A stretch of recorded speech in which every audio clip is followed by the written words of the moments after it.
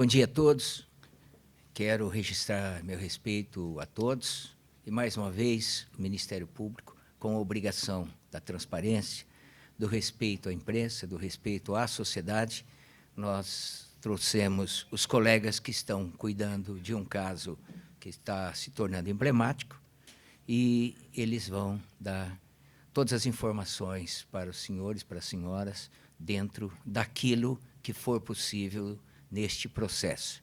Queria dizer também, antecipadamente, meus respeitos ao Dr. Ronaldo Muniz, ao Dr. Daniel Godinho, colegas de extrema qualificação, colegas que, antes de qualquer momento em que se pudesse criar uma hesitação na atuação, na elucidação deste caso, os colegas buscaram os fatos, ouviram testemunhas, pediram a prisão, conseguiram a prisão e hoje eles já ofereceram a denúncia. A partir desses fatos, são eles que vão esclarecer para todos aquilo que é a pretensão. Quem começa? Começo. Bom dia a todos. Queria agradecer ao Dr. Consenso pelas palavras, por nos receber aqui, a presença de todos também. Já parto para essa explicação, que logo que recebemos o vídeo, né, e a notícia dos fatos ocorridos no interior da Prefeitura de Registro, isso mesmo, já entramos em contato com a vítima para saber o que ela esperava ali do Ministério Público naquele momento, se esperava uma atuação, se queria falar, o que ela queria fazer, porque em casos de violência de gênero, o que mais importa para o Ministério Público nesse primeiro momento é acolher a vítima, cuidar da vítima e mostrar que o Ministério Público está presente. Logo de pronto, ela quis falar com o Ministério Público, se mostrou receosa do que poderia ainda acontecer, do que viria a acontecer. Nós a recebemos, eu fiz essa primeira tomada de declarações dela e ela se mostrou novamente receosa, representou por alguma medida de proteção, contou os fatos e, a partir disso, a gente instaurou um procedimento interno de apuração, a par, né, do que a polícia já vinha fazendo. Nesse nosso procedimento, ouvimos muitas testemunhas que trabalharam com os dois, tanto com o acusado Demétrios e com a vítima, a doutora Gabriela, e partimos realmente para o pedido de prisão. Já nesse primeiro pedido, feito pelo Ministério Público logo na manhã da quarta-feira, pedido esse que foi aceito pela Justiça e foi decretada a prisão, em razão desse pedido também do Ministério Público,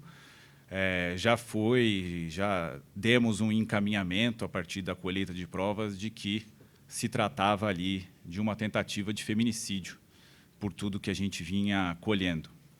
A partir desse momento foi feita a prisão e, de pronto, eu e o doutor Daniel já sentamos e partimos para elaborar a denúncia de um modo a dar uma resposta rápida a este processo, uma resposta rápida que já é o usual do Ministério Público. O usual do Ministério Público é uma resposta rápida, pronta, para ver defendidos os interesses da sociedade. E aí eu passo para o doutor Daniel falar um pouquinho da denúncia. Bom dia a todos também. Doutor Cossenzo, agradeço o auxílio, a participação nessa mesa. Doutor Ronaldo, com quem tenho o prazer de trabalhar lá na comarca de Registro.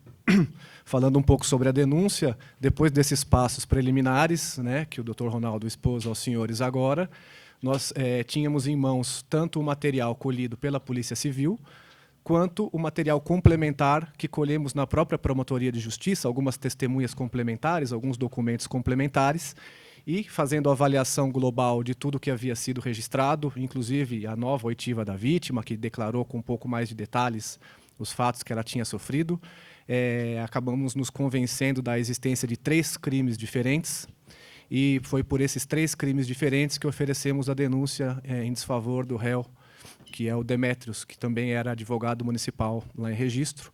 Os 3 crimes, como hoje já é um dado público de conhecimento de todos, o primeiro deles é a tentativa de feminicídio, e apenas declarar que os elementos que nós colhemos, eles demonstram que havia um comportamento diferente do acusado em relação às mulheres com quem ele trabalhava, havia um comportamento diverso nas ocasiões em que ele estava sob chefia feminina, que não era um comportamento semelhante às ocasiões em que estava sob chefia masculina.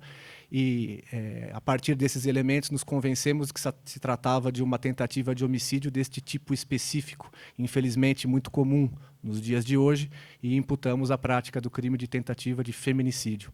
Também imputamos a prática do crime de coação no curso do processo, que é o que consta na denúncia que vocês têm em mãos, que tem a ver com a circunstância de que ele estava respondendo a um processo disciplinar interno, um processo administrativo interno na prefeitura, justamente em razão de comportamentos que havia manifestado em relação tanto à vítima, a doutora Gabriela, quanto a outras pessoas na repartição. E o contexto todo de violência e agressão tinha também por pano de fundo este processo disciplinar, para se beneficiar nesse processo disciplinar. E, por fim, a prática do crime de injúria, que é a prática do crime das ofensas que estão constando daquele lamentável episódio, lamentável vídeo. Apesar de ser um crime que normalmente a própria vítima é quem propõe a ação, em se tratando de funcionária pública no exercício das funções, a legislação atribui também ao Ministério Público a prerrogativa de promover ação penal nesses casos. Então, esses são os 3 crimes que estão imputados ao réu, sobre os quais ele deverá se defender e que já foram aceitos pela Justiça lá em registro, e o procedimento, o processo terá seu curso regular. Fiquem à vontade. Doutor, queria entender um pouco melhor essa acusação de coação no curso do processo. Esse processo é um processo interno da prefeitura? É isso. O comportamento do Demetrios em relação tanto à vítima Gabriela quanto a outros servidores, especialmente servidoras, na Prefeitura de Registro, já vinha sendo objeto de questionamento interno e havia sido recém-instaurado contra ele um procedimento disciplinar interno para apurar essa conduta que ele vinha tendo. Quando ele tomou notícia também da existência desse procedimento, isso se somou a outros fatos que estão apurados nos elementos dos autos, que geraram o comportamento dele. E um dos objetivos da conduta dele era inviabilizar a participação da doutora Gabriela no procedimento que levaria também a sanções internas na Procuradoria de Registro. Ela era a autoridade a quem ele devia respeito no âmbito dos serviços de registro, como ela também foi, inclusive, vítima das condutas dele, condutas que estão descritas nos documentos, inclusive desacato por parte do Demetrios. Não sei se o Ronaldo quer complementar alguma coisa. E essa atuação, essa investigação interna, ela já estava aberta desde quando? Ronaldo, por favor.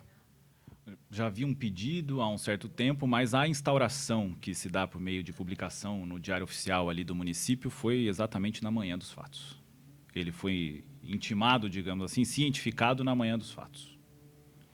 Já havia uma apuração preliminar, né, alguns relatos das funcionárias, e aí se dá o início do procedimento com a publicação no DO, que foi exatamente no dia dos fatos. E geralmente acontece assim mesmo, porque então as funcionárias que são colegas de trabalho dele já estavam sinalizando um comportamento estranho por parte dele.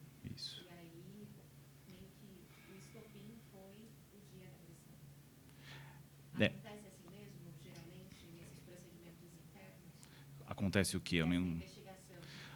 Uma demora. É uma demora? Porque Não, elas começaram a relatar esse comportamento estranho dele a partir de que momento? Assim, alguns detalhes estão dentro do processo e vai precisar ser analisado, né, durante o curso, mas não houve uma demora, houve essa informação e uma apuração preliminar, que sempre existe, né, não se pode instaurar nenhum procedimento sem que haja nenhum indício ali. Então, há um procedimento preliminar ali, chegando na chefe, que era a doutora Gabriela mesmo, ela que dá início, né, pede a instauração desse procedimento administrativo. Ronaldo, você me permite Claro. um complemento? Houve, inclusive, isso também está demonstrado no processo, houve algumas tentativas das pessoas envolvidas em ter algum tipo de solução amigável com o próprio Demetrios antes de que se chegasse ao ponto de ter a instauração daquele processo disciplinar contra ele, né?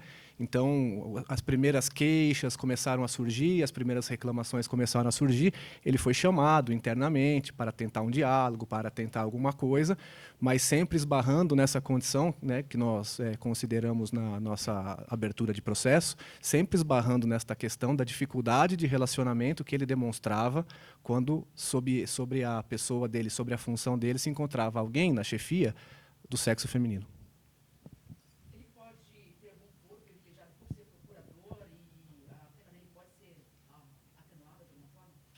Não, o cargo dele é um advogado da Prefeitura Municipal de Registro, né? Não há, em relação à pena, não há nada que possa ser facilitado. Em relação à prisão preventiva, de acordo com a lei, ele tem direito a uma sala reservada, né, por ter diploma, por ser advogado, mas eventual posteriormente a condenação, por exemplo, ou quanto à pena, não tem nenhuma influência. Aproveitando essa questão de ser uma prisão preventiva, né, dele estar no CDP, atualmente, agora com essa decisão da Justiça, ele já deve ser transferido para um regime fechado, ele ainda pode recorrer, como é que funciona isso na prática? Não, a prisão preventiva, agora ela perdura até o final do processo, até que venha uma condenação para ele, e aí sim vai ter um regime ou não. A prisão preventiva, ela foi decretada, né, o Ministério Público pediu e ela foi decretada porque há indícios de que ele poderia tornar a atacar, por exemplo, a própria vítima, né, tentando inviabilizar agora, por exemplo, esse processo criminal.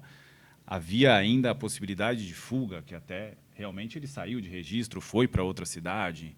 Então, em razão desses requisitos e outros, é a prisão preventiva. Essa prisão dura até o momento que ele tem uma pena e aí ele passa a cumprir a pena no regime que for aplicado lá na frente. Mas, por enquanto, não há pena, é só uma prisão preventiva mesmo. Já tem uma ideia de quanto tempo seria essa pena, nesse caso ele foi condenado? Você quer falar, Daniel? É uma pergunta difícil, porque existem muitas circunstâncias, né, dentro do processo que podem pesar a favor e contra. O que a gente pode antecipar é que o primeiro dos crimes, que é o crime mais grave, né, que é a tentativa de feminicídio, ele é apenado de 12 a 30 anos. Então, 12 é o mínimo, 30 é o máximo, sendo que, por se tratar de uma tentativa, há uma diminuição de 1 a 2/3. O crime de coação no curso do processo, salvo engano, é de 1 a 4 anos de prisão. E o crime de injúria, salvo engano, é de 2 meses a 1 ano de detenção. Esses são os mínimos e os máximos, mas é um pouco difícil da gente estimar, neste momento, qual seria o número, ou ainda que aproximado, que ele receberia em caso de condenação. Foi imputada a ele, também consta da denúncia, uma qualificadora em relação ao crime de tentativa de feminicídio, que é a qualificadora dele ter dificultado a defesa da vítima. Ele a pegou de surpresa nas condições que estão descritas na denúncia. Essa qualificadora é que faz com que a pena mínima parta de 12 anos, mas considerando haver esta redução que eu mencionei pelo fato de se tratar de uma tentativa. A defesa alegou que o agressor sofria de surtos psicóticos. Durante as oitivas, as investigações, houve indícios disso mesmo? Há algum histórico, até familiar ou no âmbito do trabalho, que justifique essa posição da defesa? Olha, não há nos autos nenhum indicativo desse surto psicótico ou de algo nesse sentido. O que há nos autos é que o acusado ele trabalhava normalmente na Procuradoria Municipal de Registro, exercia suas funções, peticionava nos processos e estava apto a exercer a sua função.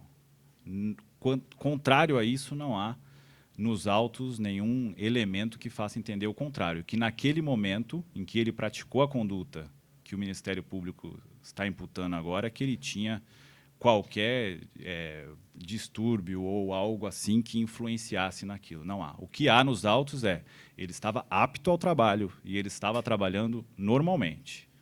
Fora isso, não temos nada. Não sei se o Daniel quer complementar. Não, mas só também lembrar que, além disso que foi dito, é importante dizer que a figura da inimputabilidade penal, né, que é isso que o senhor mencionou, é uma figura muito bem descrita na lei penal.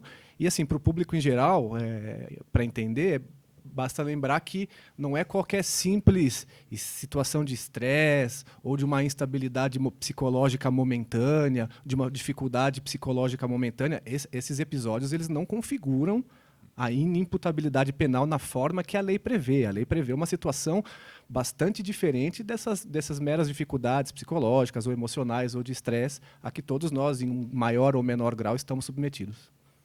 É possível detalhar um pouco do depoimento das testemunhas, se elas relataram se houve algum outro episódio de acesso, algum episódio mais grave? O que chegou para os senhores para caracterizar esse comportamento diferenciado em relação às mulheres? Você que ouviu, né? O comportamento diferenciado que vem exatamente dos relatos das mulheres que ocuparam esse cargo de chefia, que é um cargo de chefia, a Procuradoria-Geral do município é um cargo de chefia entre os demais procuradores do município. Há relatos ali de mulheres que ocuparam esse cargo que falam claramente que o comportamento do Demétrios alterava, mudava se uma mulher assumia esse cargo. Ele passava a não querer receber ordens, acatar as ordens, ficava contrariado de estar ali chefiado com uma mulher, se mostrava, como que eu posso dizer, além de contrariado, tanto que há esse procedimento interno que a doutora Gabriela até menciona ali um desacato que ele teria praticado, algo assim de palavras duras, de não querer cumprir algumas funções, surge algo nesse sentido, não só quanto a vítima desse caso, mas quanto a outras mulheres que falam abertamente. Quando se tratava de um homem ocupando essa posição de destaque, o comportamento era totalmente diferente, de acatar a ordem, de fazer o trabalho da forma como era pedida, enfim, de entregar aquilo que se espera. Quando uma mulher ocupava esse cargo, o comportamento se alterava para esse comportamento de enfrentamento e de não se conformar de estar numa posição em que uma mulher ocupa um cargo de superioridade hierárquica, né? Isso surge muito claramente nas nossas apurações. E sobre relacionamentos afetivos, tem testemunhas em relação a isso ou apenas colegas Não, de trabalho? só colegas de trabalho. Doutor, na verdade, Oi, Johnny. bom dia. E bom dia aos colegas também. Com relação ao andamento do processo, há uma possibilidade desse caso vir a júri popular? Não há? Qual é o posicionamento que vocês podem ler nesse primeiro momento? Bom, o processo versa sobre um crime de tentativa de homicídio, que recebe esse nome, né, do feminicídio por conta da condição de mulher.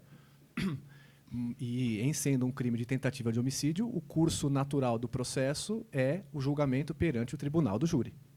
E o tribunal do júri não é um evento que ocorre imediatamente, existe uma fase preliminar dentro do Poder Judiciário mesmo. Essa fase preliminar contará com uma audiência em que as pessoas serão ouvidas, a própria vítima também será ouvida, e depois dessa fase preliminar é que haverá, então, a remessa do caso ao Tribunal do Júri. Essa é a nossa expectativa, essa é a posição da Promotoria de Justiça, e assim esperamos que o caso prossiga normalmente. Ainda não ficou muito claro sobre a transferência, né? Ele está no CDB, certo? Ele vai ser transferido? Tem uma previsão para isso? Olha, na verdade, as transferências de preso, elas se dão pela Secretaria, né, de Administração Penitenciária. O Poder Judiciário e o Ministério Público influem em situações extremas, excepcionais, que não é o caso. Eles que estão, a Secretaria de Administração Penitenciária que cuida desse traslado de presos. Por enquanto, nós não temos, não. Em algum momento, essa tentativa de homicídio pode se tornar apenas uma lesão corporal? Falar o quê? A nosso ver, não. A visão da promotoria é que não. Para além de uma frase que seria até clichê, de que o vídeo diz por si próprio, e ele diz mesmo, o vídeo não retrata o episódio integral. O vídeo é o registro do ataque violento a partir de um momento que ele já estava em curso. O que eu quero dizer com isso é que já havia violência antes do vídeo começar. A intensidade dos golpes, a recorrência dos golpes, o local dos golpes, o Ronaldo pode falar bem disso também, região vital do corpo, demonstram, a nosso ver, a vontade de matar. Que pode haver uma tese defensiva de que haveria apenas uma agressão, é a liberdade da defesa de fazer os seus pedidos. Mas, a nosso ver, A tentativa de homicídio está bastante bem demonstrada, com a gravidade, recorrência, continuidade das agressões. Inclusive, em dado momento, ele é contido por terceira pessoa, regressa, reinicia a agressão. Então, nós estamos plenamente convencidos da imputação que está ali colocada. Esperamos, temos convicção de que ela será levada até o final do processo. Ronaldo? É isso.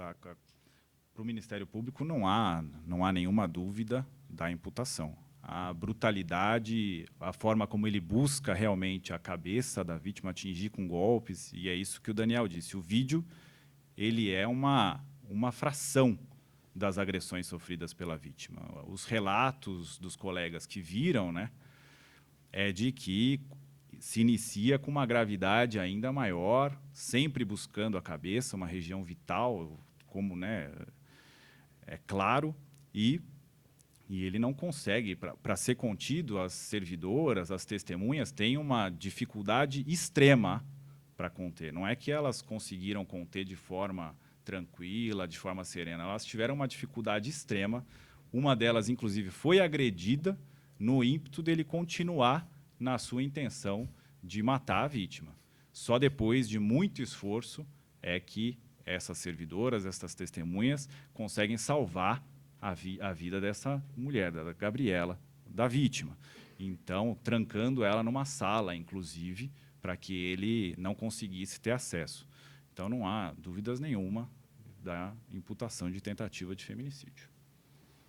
No primeiro momento, agora não vou me recordar muito bem se foi de fato por isso, mas a Polícia Civil acabou liberando o réu aí por não haver flagrante, se não me falha a memória. Como é que o MP observou essa decisão por parte da Polícia Civil? Você quer falar, Daniel? Quer que eu fale? Nós conhecemos todos os delegados que atuaram no caso, são pessoas sérias, competentes, de bom trato, não temos nenhuma restrição a nenhum deles, são todos bons delegados. Eu já estou na região há mais de 10 anos, o Ronaldo praticamente há isso também, já os conhecemos há muito tempo. De fato, um dos delegados teve uma convicção inicial de que seria inviável a prisão, porque o réu teria comparecido espontaneamente, porque ele vislumbrava outro tipo de delito.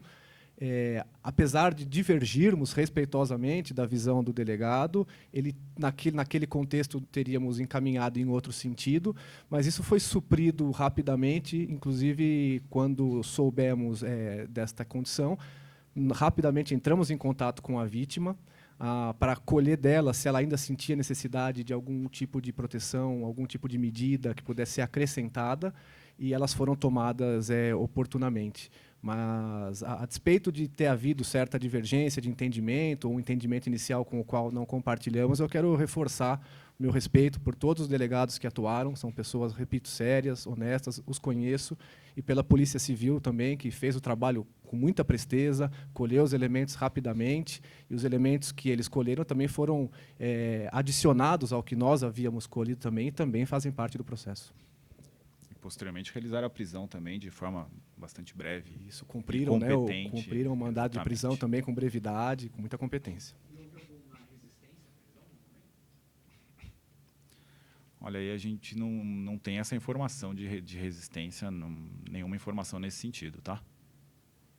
O denunciante aceita, né, agora ele respondendo como réu, o que acontece a partir de agora? Quais são os próximos passos?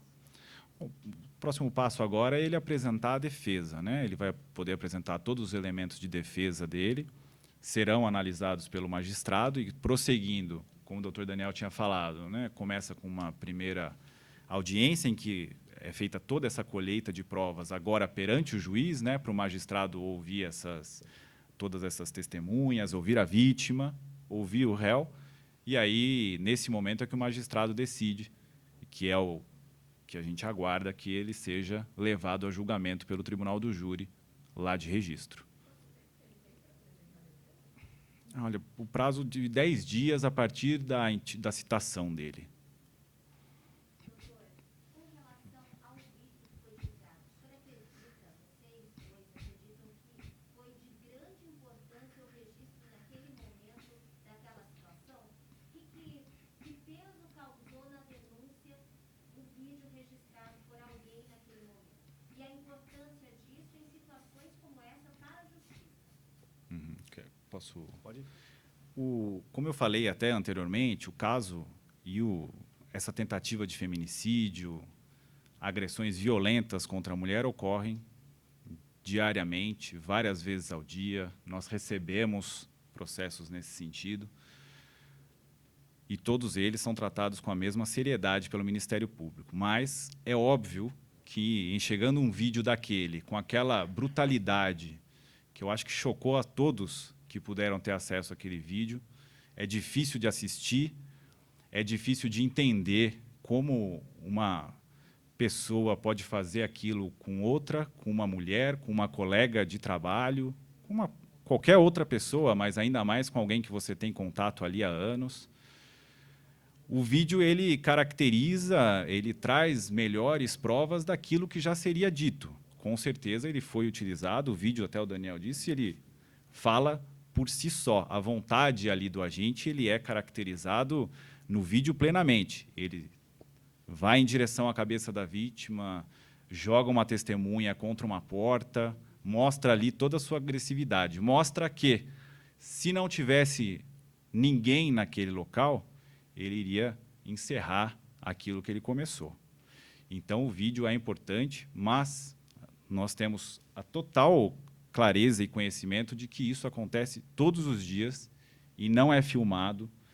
E até aproveito, né, essa pergunta para colocar o Ministério Público à disposição de todas as mulheres que são vítimas desses casos, que, por vezes, podem ficar com vergonha, pode achar que vai ter algum atendimento difícil, que não. Procure o Ministério Público da sua cidade, encerre esse ciclo de violência, que é possível. Existem, né, pessoas, existem promotores pelo Estado, pelo Brasil inteiro, que estão prontos para receber essas mulheres, essas notícias e levar adiante, né, doutor Consenso, que isso não pode permanecer. A gente não pode observar nem normalizar uma brutalidade praticada contra as mulheres, como foi filmado nesse caso. Nós não podemos normalizar isso, tratar isso como algo banal, algo cotidiano.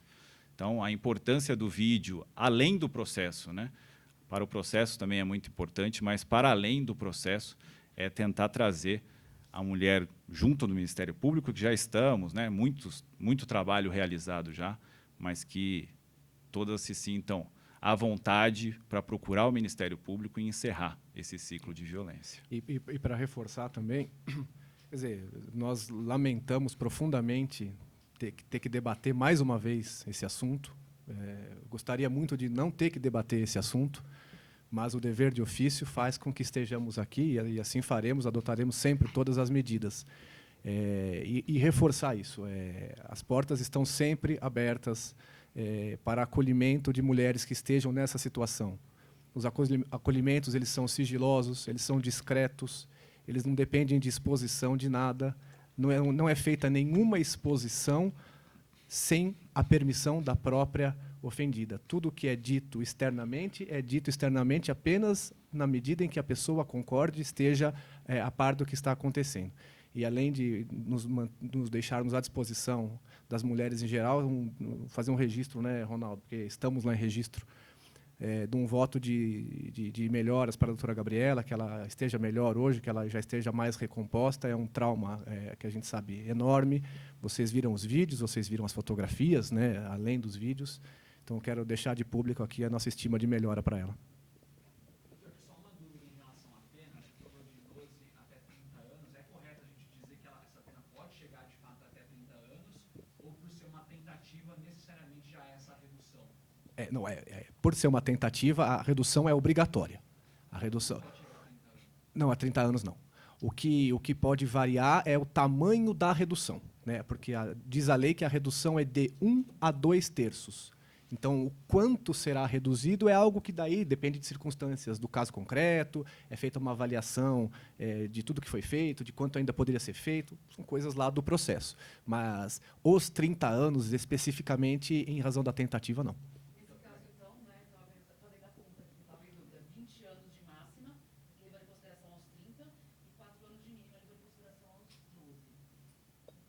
Dividindo a 2/3, então levando máximo e mínimo. Então, nessa conta, máximo pode chegar a 20. Máximo a 20 nesse O que a gente costuma colocar, né, enfim, são questões até que nem seria até o momento ainda oportuno, porque ainda há tanta água para correr neste rio e debaixo desta ponte antes de chegarmos nisso. Mas assim, o quanto de que se diminui, esse intervalo que se diminui, depende muito o quanto que o agressor conseguiu executar das condutas que estavam disponíveis. O quanto ele conseguiu se aproximar do objetivo. E o que ficou demonstrado no caso é que ele percorreu bastante o caminho que ele tinha à disposição e ele se aproximou bastante do contato com a vítima. Então, isso nos leva a crer que não seria uma redução nesse patamar máximo, seria uma redução mínima. Porém, esse apenas é um juízo de projeção que ficará para o momento oportuno. Mas a gente pode dizer, então, que a pena mínima, se ele for condenado por tentativa de feminicídio, é de 12 anos.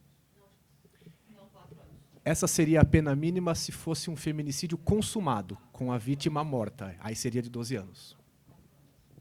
Felizmente, não é esse o caso. Acho que até para finalizar, como vocês estão sentindo a justiça no quesito de, por se tratar de uma prisão preventiva, depois de 90 dias, se não me engano, ela é reanalisada, né, por lei. Vocês estão sentindo, por parte da justiça, assim, que pode ser que, é claro, como o senhor disse, tem muita água para rolar, mas pode ser que futuramente o Demetrios seja assim, solto, responda em liberdade ou não? A justiça está tratando isso de uma forma mais precavida? Como é que está essa questão? Olha, de novo, é um exercício de futurologia, né? Mas a cada 90 dias nós vamos examinar, né? Primeiro o Ministério Público se manifesta, depois o juiz realmente reanalisa a prisão. Teria que ter alguma alteração de ordem dos fatos que nós narramos. Enquanto há uma vítima que está correndo risco com ele nas ruas, há testemunhas que vão ter que depor, que também, na visão do Ministério Público, correm risco com o Demetrios nas ruas, não há nenhum motivo para que essa prisão seja encerrada. Mas, como você mesmo disse, o Poder Judiciário vai reanalisar, tanto a cada 90 dias ou a cada pedido também que a defesa realizar, enfim, como acontece em todos os processos. Para ter essa revogação, digamos assim, precisa ter uma alteração daquilo que a gente trouxe, né, e que foi acatado pelo Poder Judiciário. Enquanto há esse cenário de uma vítima que corre risco, de testemunhas que correm risco, na visão do Ministério Público, não há a mínima possibilidade de que ele seja solto. Mas veja, como você mesmo disse, depende do Poder Judiciário. Para o Ministério Público, essa alternativa não se mostra presente. Só queria agradecer a vocês e registrar finalmente que o Ministério Público, essa figura que é recentíssima, né, já é bem nova, o feminicídio, o Ministério Público foi um dos maiores impulsionadores, inclusive, da elaboração da legislação. E o Ministério Público é intransigente nessa situação, nessas condições, ou seja, da tentativa de matar a mulher pela simples condição de ser mulher. Então, aqui eu quero, mais uma vez, registrar minha maior satisfação, a gratidão institucional pelo trabalho incondicional dos dois colegas e, realmente, esse exemplo, que esse crime aí, que pode ser emblemático, é importante para a gente, independente, veja bem, eu não vou falar do processo, eu estou falando especificamente a questão institucional. É bom para o Ministério Público que um caso desse seja discutido, rediscutido, com uma reflexão intensa pela sociedade. O processo serve para isso também. O processo serve para que a gente aplique a pena, mas, fundamentalmente, que, politicamente, a sociedade discuta esse caso e a gente consiga, dentro dessas discussões, reduzir casos dessa natureza. Tá? Muito obrigado a vocês. Doutor Conceição, só antes de terminar, queria agradecer muito à Procuradoria-Geral de Justiça pelo apoio dado, o Centro de Apoio, com o doutor Arthur, a doutora Fabíola, todos foram colegas sensacionais. Abdicaram de sábado, domingo, tardes e noites para também auxiliar e levar o Ministério Público. Quem está atuando, no caso, é o Ministério Público e é sempre o Ministério Público que está à frente de tudo. Queria agradecer, aproveitar a presença do doutor Consenso aqui. Obrigado.